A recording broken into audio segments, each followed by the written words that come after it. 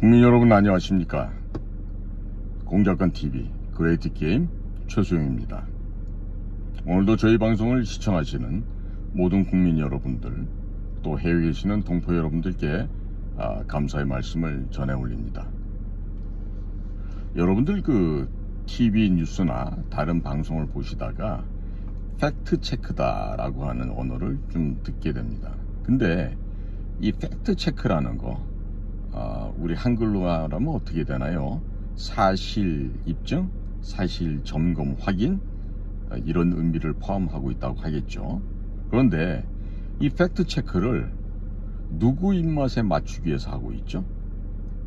누구를 만족시키기 위해서 이 팩트를 체크하느냐고 제가 되묻고 싶습니다. 자, 최근 보면요, 학자다, 교수다, 이런 사람들이 정말로 능력이 있습니까? 독립적이고 공정하다고 할 수 있겠습니까? 과연 그렇습니까? 그런데 이와 같은 인사들이 입에 달고 다니는 이야기들이 팩트 체크라고 하는 말이죠. 이 팩트 체크는요, 좌파 언론에서 빈번하게 사용되는 이 말인데요. 박근혜 대통령을 탄핵시키는 과정에서 한겨레에서 보도한, 그 당시에도 김의겸이라는 당시 한겨레 기자가 보도한 내용을 가지고 팩트 체크를 한다고 하면서 JTBC에서 수없이 그 거짓말을 퍼다 날랐었죠. 최근에 국민의힘의 박성중 의원이라는 사람이 있는데 이분이 국회 과학기술정보방송통신위원회의 그 여당 간사라고 합니다. 이 박성중 씨가 최근에 네이버와 한국의 언론학회, 서울대 언론정보연구소 산하에 있는 SNU 팩트체크센터가 결탁을 해서 팩트체크를 가장한 보수진영 공격을 했다라고 폭로를 하였습니다. 자, 이와 같은 박성중 의원의 폭로가 나오게 되자 이른바 좌파 언론들이 부들부들 떨기 시작했죠. 그리고 민노총 산하의 민언련의 대변주로 분류되고 있는 미디어오늘, 이 미디어오늘을 비롯해서 미디어스, 한겨레, YTN, 오마이뉴스 등 좌편향으로 알려진 매체들이 발끈하게 또 나서고 있어요. 한걸레라고 말하는 한겨레는 사설까지 써가면서 박성중 의원의 발언을 비판을 하였고, 평소에 팩트체크를 남발하던 뉴스톱이라고 하는 매체 역시 박 의원의 폭로 리스트에 올라있는 언론학회 입장을 상세하게 전달하면서 박성중 의원에 대한 불쾌감을 감추지 않고 있습니다. 팩트체크는 AP통신에서 가장 먼저 시작한 것이라고 합니다. 특정 사안에 대한 진위 여부를 언론사 자체적으로 판단을 해서 결론을 내리는 매우 우스꽝스러운 행위인데도 마치 이것이 정론인 것처럼 변질이 되어 있습니다. 국내 언론에서도 좌파 언론을 중심으로 해서 팩트체크라는 단어를 남발하고 있죠. 또 급기야는 팩트체크 전문지도 생겨나고, 심지어 서울대학교가 팩트체크 사업에 대학교 이름을 빌려주는 이런 참담한 지경에 이르게 되었던 것입니다. 자, 팩트체크를 진행하는 주체에 주관적인 입김이 너무 많이 들어가고 있는 것이 현재의 팩트체크 현상이고요. 또 이것은 바로 팩트체크가 진실이 아니라 위선적인, 가증스러운, 가식적인 면에 대한 팩트를 보여주고 있다고 할 수 있겠습니다.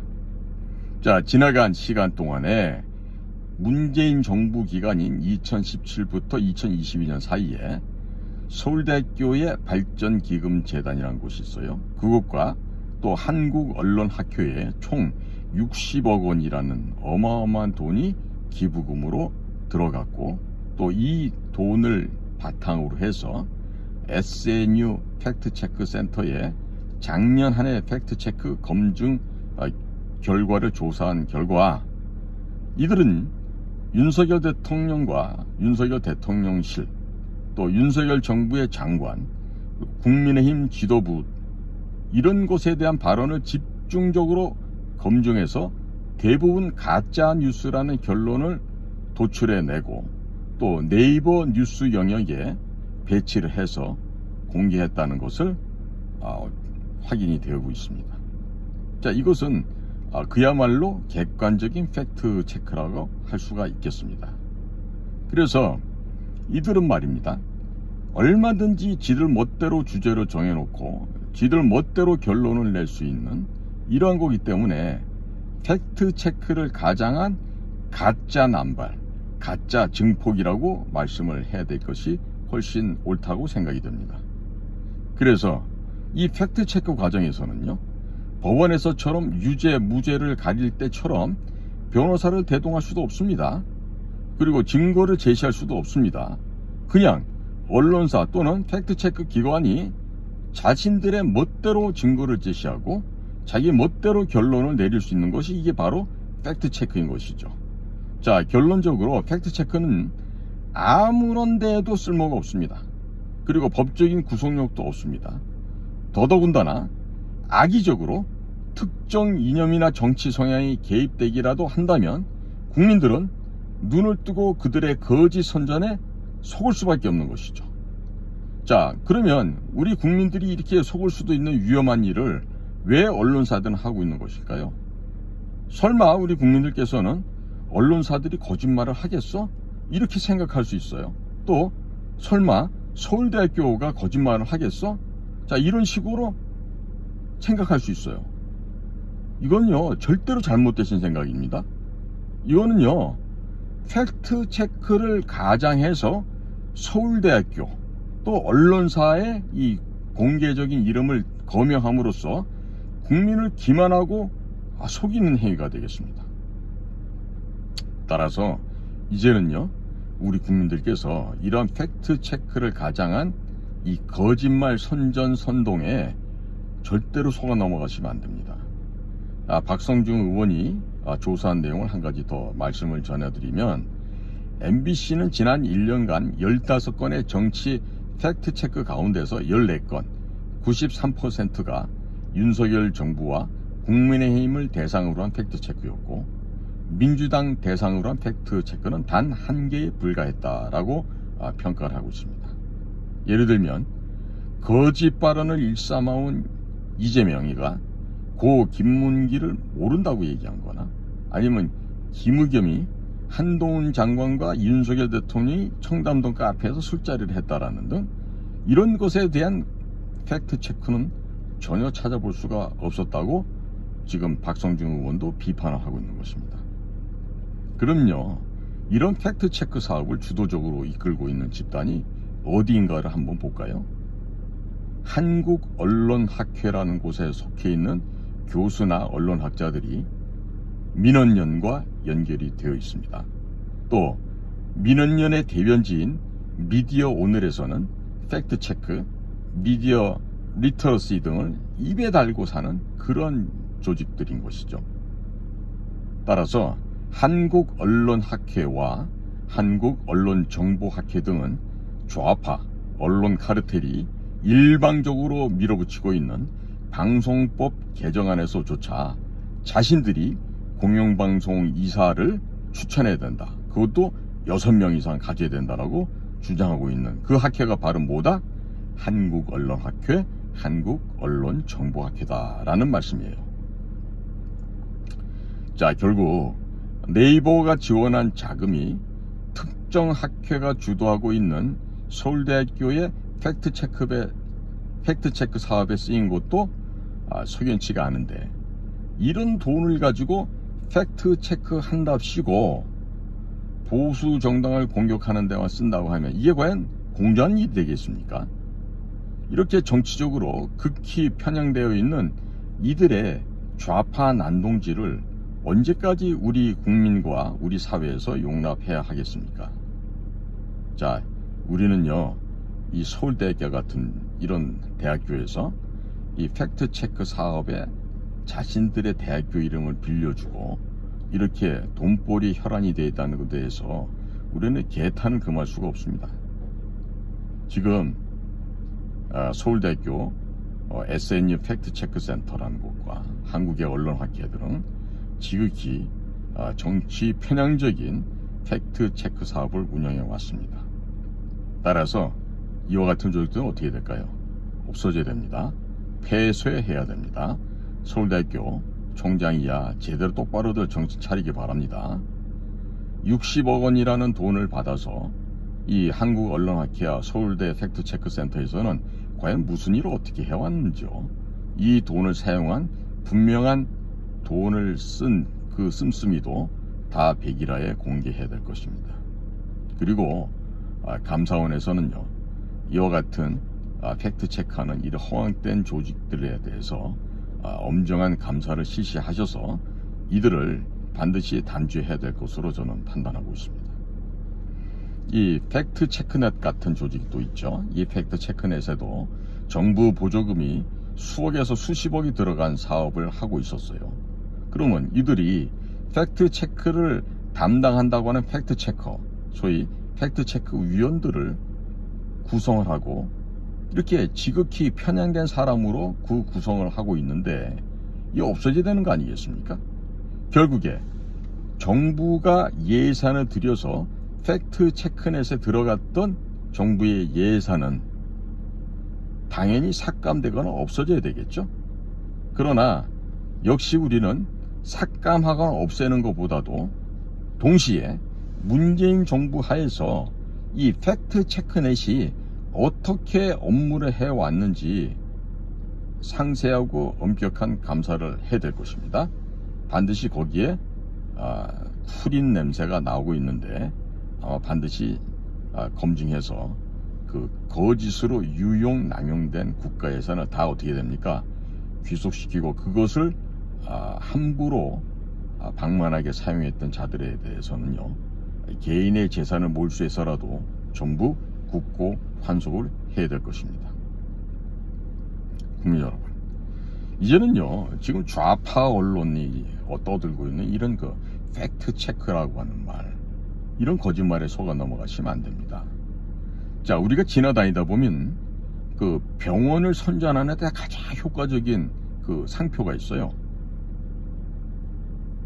SNU, 서울대학교 그 휘장을 이렇게 그 병원에다 붙여놓지 않습니까? 그러면 사람들은 생각합니다.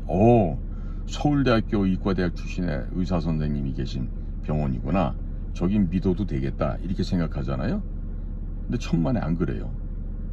제가 인생을 살아오면서 이렇게 보면은요, 가장 그 매너 좋은 의과대학 동문들을 뽑으라 그러면 저는 연세대학교 세브란스 의대를 뽑습니다.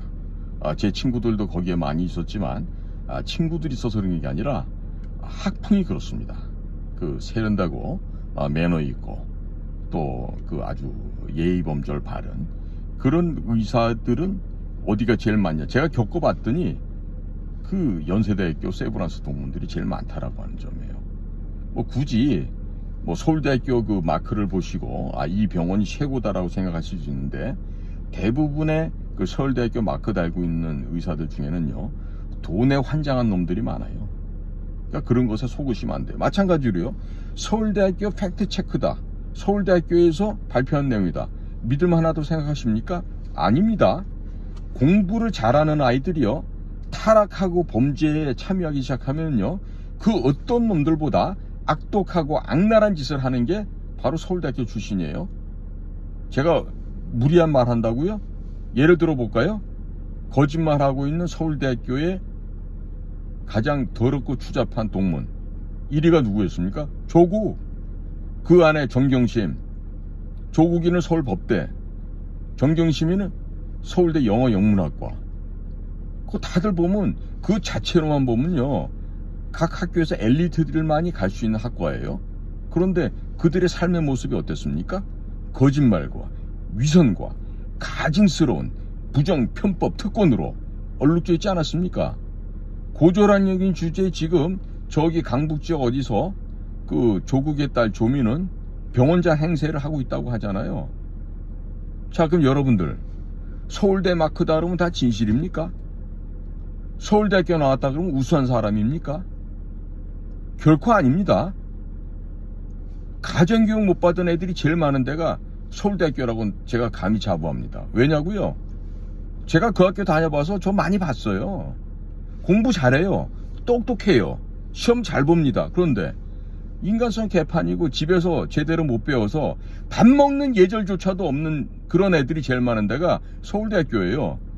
그러면 국민 여러분, 서울대학교 마크 달고 있으면 다 좋은 겁니까? 다 올바른 거고 다 우수하고 최고 엘리트입니까? 아니라는 것이죠. 그런 곳에 속으시면 안 돼요, 국민 여러분.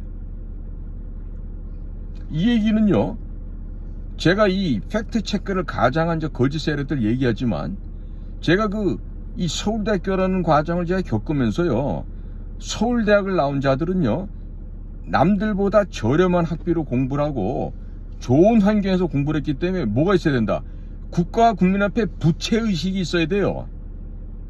빚쟁이 의식이 있어야 된다고. 그러면 어떻게 돼요? 그 빚을 국가와 국민을 위해서 갚아서 내가 더 많이 노력하고 내가 더 많이 일해서 국가와 국민에서 헌신을 해야죠. 그게 서울대 학생의 모습이 아니겠어요?